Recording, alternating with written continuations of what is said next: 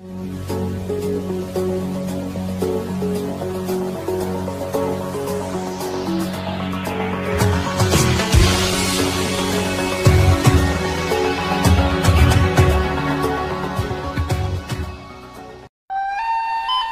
días, buenas tardes, muy buenas noches, hermanos en Cristo, saludándoles con todo el gusto y el placer de compartir un rato más sobre nuestra madre, nuestra mamita, la Virgen de Guadalupe.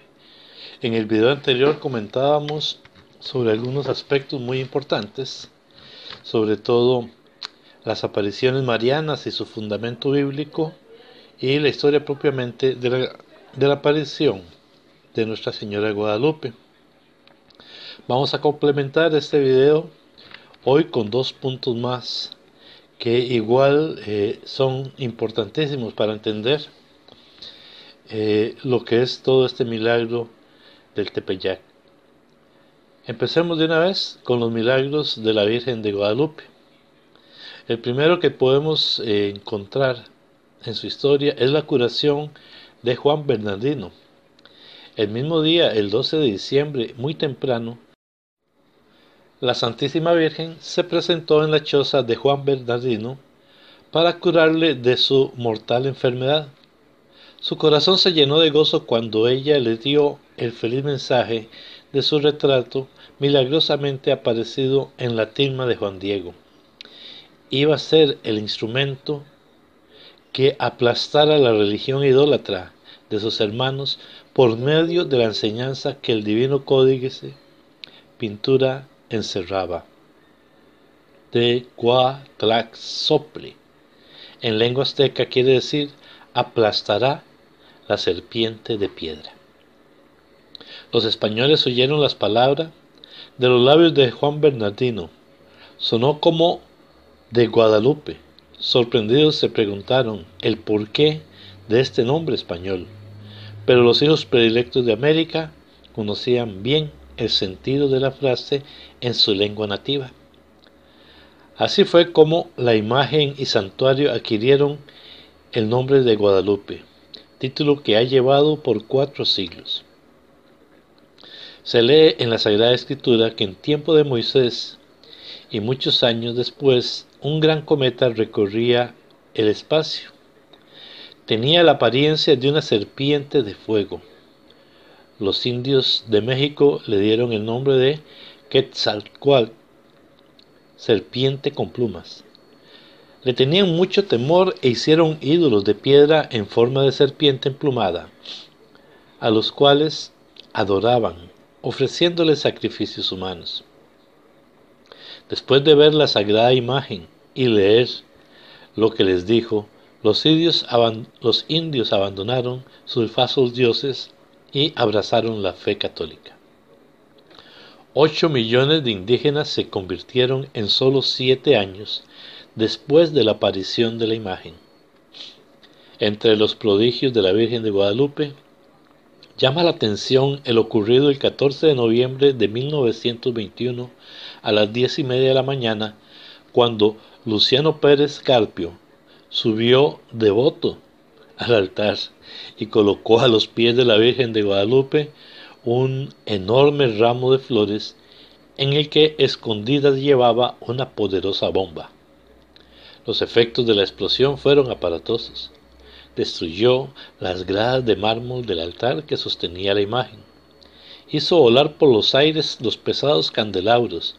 Retorció un gran crucifijo de metal que todavía se exhibe en ese estado. Convirtió en polvo jarrones, floreros y vidrios de casas cercanas a la basílica, y el cristal de un cuadro de San Juan colgado detrás de la Virgen de Guadalupe. Prodigiosamente, la imagen de la Virgen de Guadalupe no recibió ni un rasguño. Más aún, quedó intacto el cristal que la protegía, y en ese entonces no habían cristales antibala. Otro milagro es la misma tilma de San Juan Diego. La tilma en la cual la imagen de la Santísima Virgen apareció está hecha de fibra de maguey. La duración ordinaria de esta tela es de 20 años a lo máximo.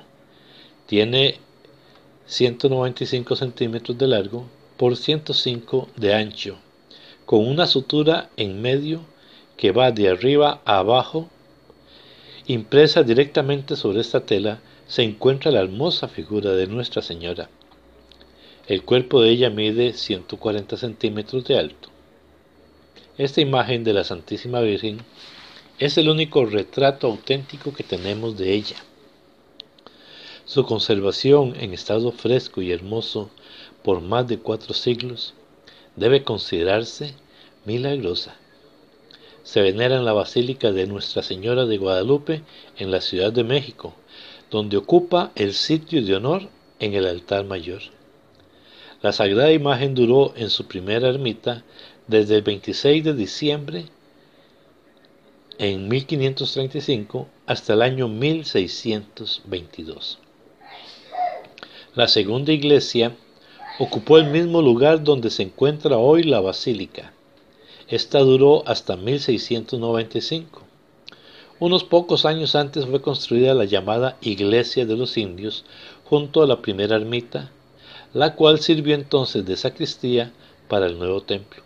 En 1695, cuando fue demolido el segundo templo, la milagrosa imagen fue llevada a la Iglesia de los Indios, donde se quedó hasta 1709, fecha en que se dedicó el nuevo hermoso templo, que todavía despierta la admiración de mexicanos y extranjeros.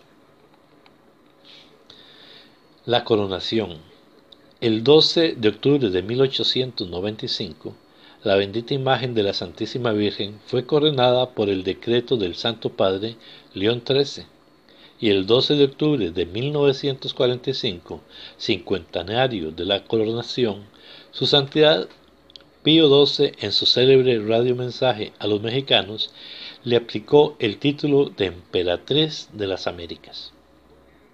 Muy recientemente, el 12 de octubre de 1961, su Santidad Juan XXIII dirigió un radiomensaje a los congresistas del Segundo Congreso Interamericano Mariano, quienes se encontraban presentes dentro de la nacional e insigne Basílica de Guadalupe.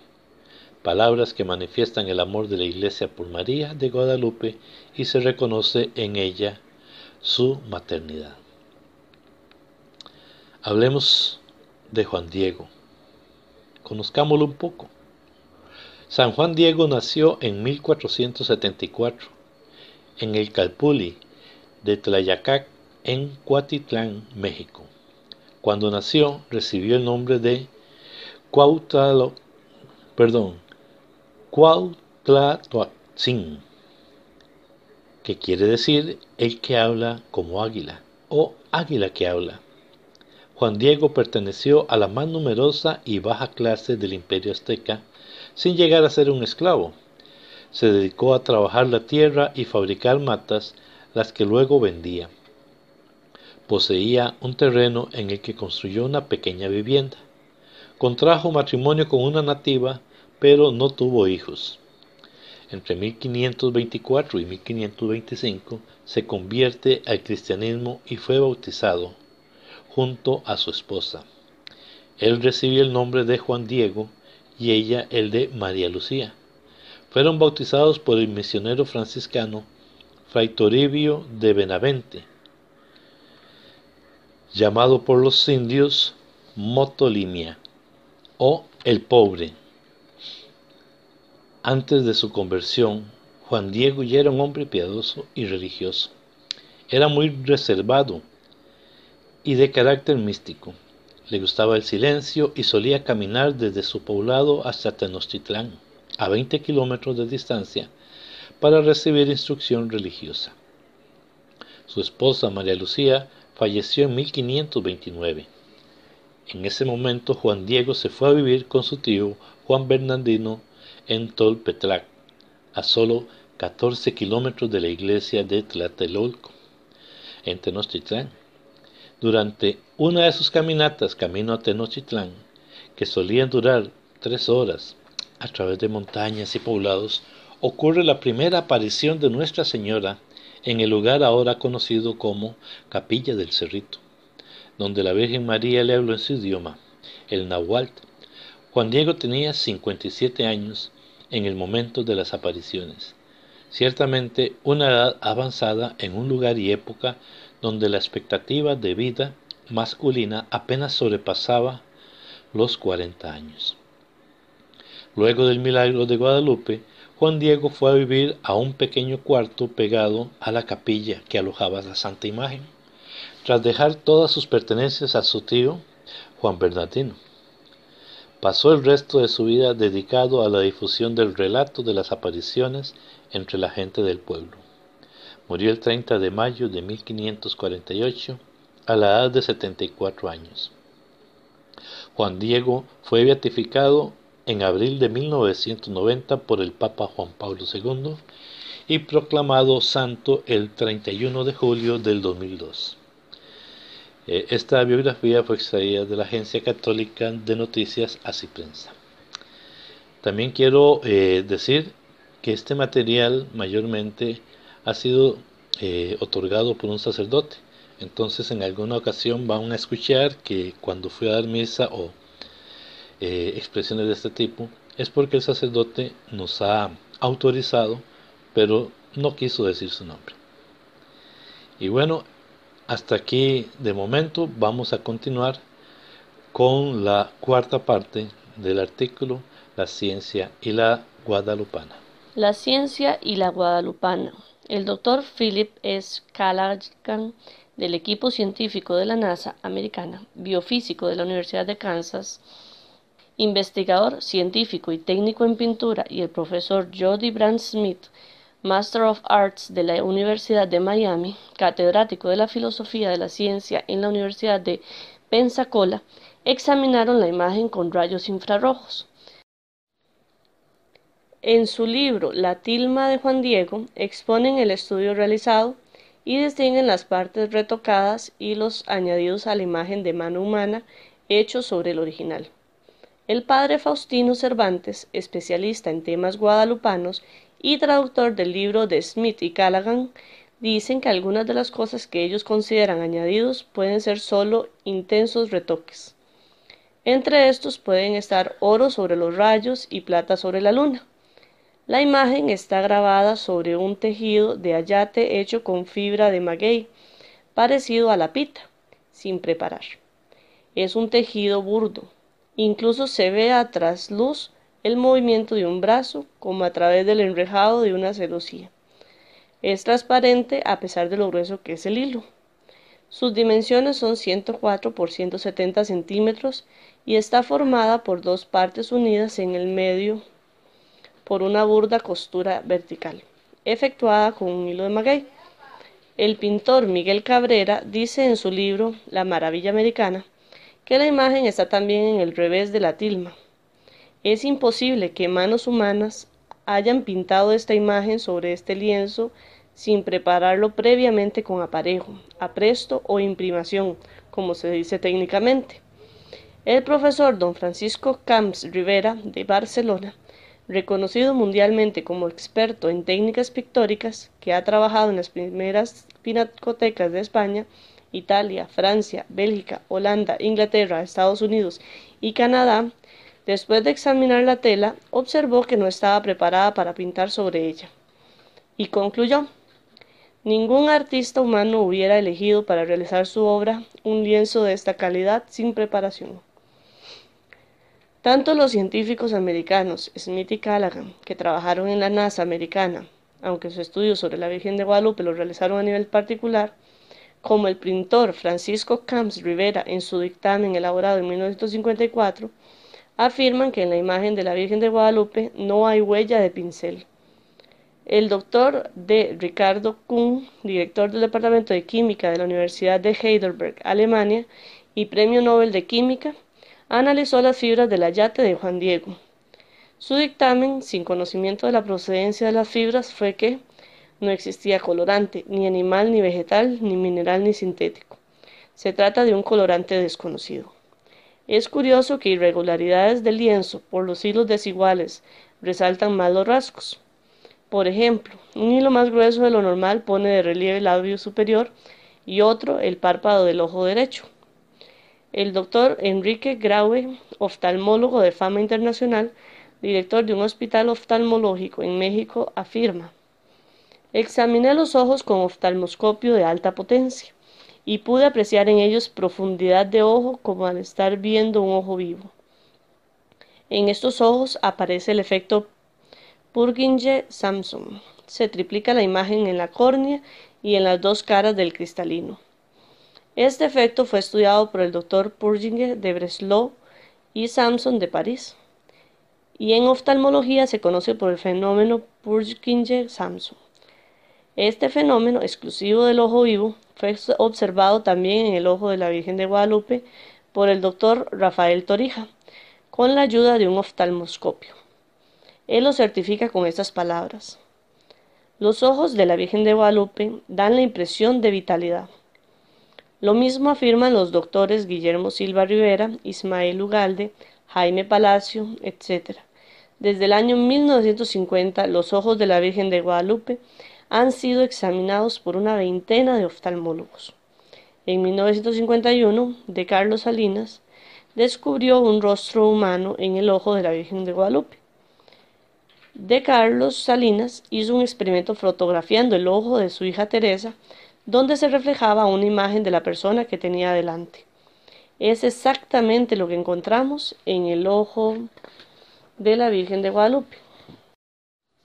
Uno de los investigadores de los ojos de la Virgen de Guadalupe es el doctor José Aste Tonsman, peruano de nacimiento, doctor ingeniero, especialista en computadoras por la Universidad de Cornell en Nueva York, y actualmente profesor de investigación operativa en la Universidad Iberoamericana de México, capital. Fue a México para trabajar en el Centro de Investigación para el Proceso Digital de Imágenes Enviadas por Satélite, para estudiar la contaminación del aire en la capital de México, que con sus 22 millones de habitantes es una de las más contaminadas del mundo. Y al enterarse del misterio de los ojos de la Virgen de Guadalupe, esto le atrajo su atención.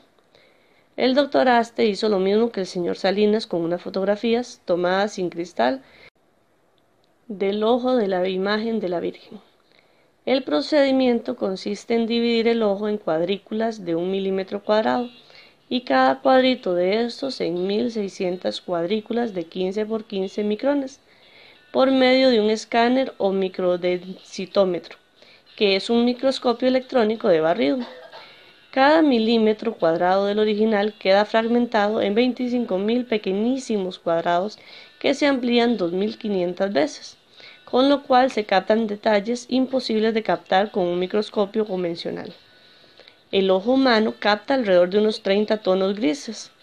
Con el microdensitómetro se captan 256.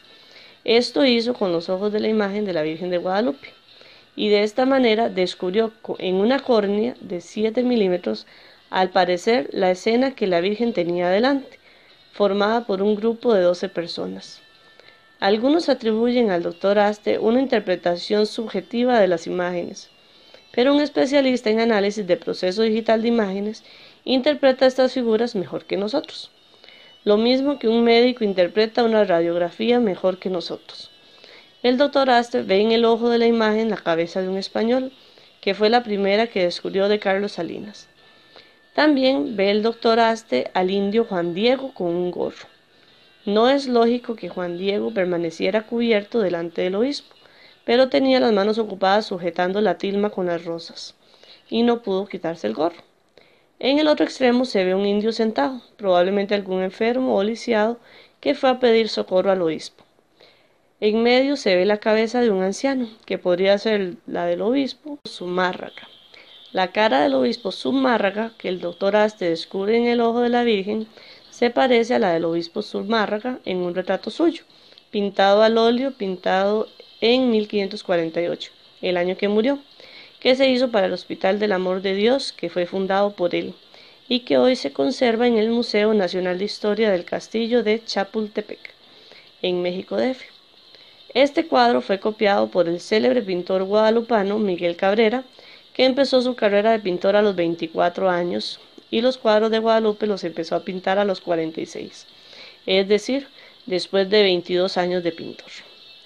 Tal fue su profesionalismo que resultó elegido para pintar la copia de la Virgen de Guadalupe que se mandaría oficialmente al Papa Benedicto XVI y que llevó el padre Francisco López de la Compañía de Jesús. En el grupo aparece la figura de una mujer negra. En un principio pareció ser un error. No era lógico encontrar negros en México en 1531, pero revisando la historia de la iglesia en México del padre jesuita Mariano Cuevas, se enteró que Zumárraga nombró en su testamento a su sirvienta negra. Es sorprendente que el doctor Aste descubriera una negra en la escena sin tener conocimiento previo del testamento de Fray Juan de Zumárraga. Evidentemente que la identificación de las figuras del caballero español Juan Diego, Zumárraga, etc., deberán ser comprobadas por ulteriores investigaciones, pero hay un hecho indudable, que las escenas gráficas que hay en estos ojos no pueden ser obra de mano humana. Las imágenes están en los dos ojos y con la conveniente inclinación. El hecho de que en los dos ojos aparezcan las mismas imágenes excluye toda posibilidad de casualidad. Ni siquiera con la tecnología actual sería posible pintar las figuras rescatadas por la computadora en una córnea de 7 milímetros. Los estudios científicos realizados en la Virgen de Guadalupe podían terminar con las siguientes conclusiones. 1. Científicamente no se explica la conservación del ayate 450 años, pues lo normal es que no dure más de 20. 2. Científicamente no se explica cómo no se ha deteriorado la imagen a los 450 años, de los que 116 estuvo sin cristal y sometida al contacto de toda clase de objetos. 3. Científicamente no se explica cómo no se destruyó el ayate cuando le cayó ácido nítrico de arriba a abajo. 4. Científicamente no se explica cómo el ayate no sufrió daño alguno cuando la explosión de la bomba del 14 de noviembre de 1921 que destrozó todo lo que había cerca. 5. Científicamente no se explica la diferencia de temperatura entre el ayate y la placa metálica. 6. Científicamente no se explica que esta imagen esté realizada en un lienzo de estas características sin preparación adecuada. 7. Científicamente no se explica cómo es posible que en esta imagen no haya colorante ni animal, ni vegetal, ni mineral, ni sintético. 8. Científicamente no se explica que el ojo de la imagen tenga las características de un ojo humano vivo con el efecto Purkinje-Samson. 9. Científicamente no se explica que en un ojo de 7 milímetros aparezcan 12 figuras humanas. Después de todo esto, parece lógico concluir que esta imagen no es de origen humano, pues no tiene explicación científica natural. Es lógico pensar en una intervención sobrenatural.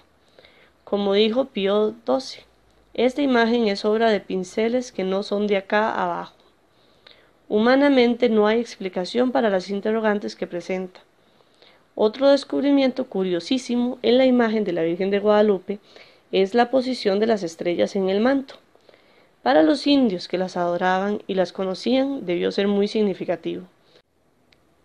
El doctor Hernández Illescas ha estudiado la posición de las estrellas en el altiplano de México durante el solsticio de invierno de 1531, año de las apariciones. Resulta que todas las estrellas del manto de la Virgen corresponden a las principales estrellas de las constelaciones en aquellos días. Este estudio ha sido publicado por el doctor Hernández Illescas en el libro Las estrellas del manto de la Virgen de Guadalupe. La convergencia de hechos inexplicables en la imagen de la Virgen es tal que nos llevan a pensar que su origen es de naturaleza sobrenatural. El proceso canónico sobre las apariciones de la Virgen de Guadalupe fue firmado el 16 de abril de 1666 por D. Francisco de Siles, canónigo lectoral de la Catedral Metropolitana de México.